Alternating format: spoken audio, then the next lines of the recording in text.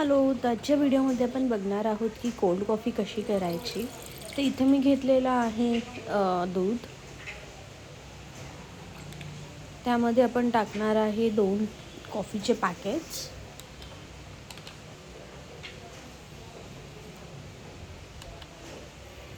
आता आपण टाकलेली आहे 1 चमचा साखर. हे चांगलं हलवून घ्यायचं आहे, कॉफीची गाठी नाही होऊन द्यायच्यात. आणि गॅसवर उकळत ठेवायचं आहे, नेहमी ठेवतो तसंच.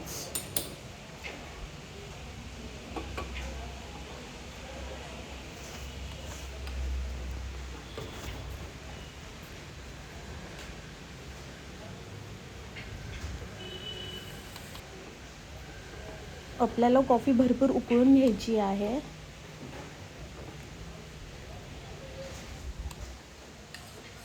आता मी हिला थंड पाण्यात साईडला ठेवलेली आहे आणि हलवत आहे.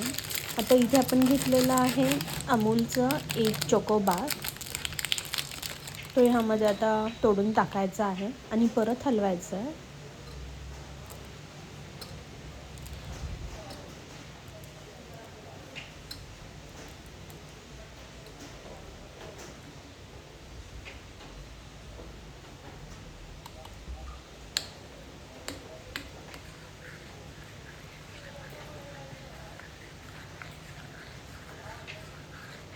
आईस्क्रीम टाकल्यामुळे थोडा घट्टपणा येतो, म्हणून आपण आईस्क्रीम टाकत आहे.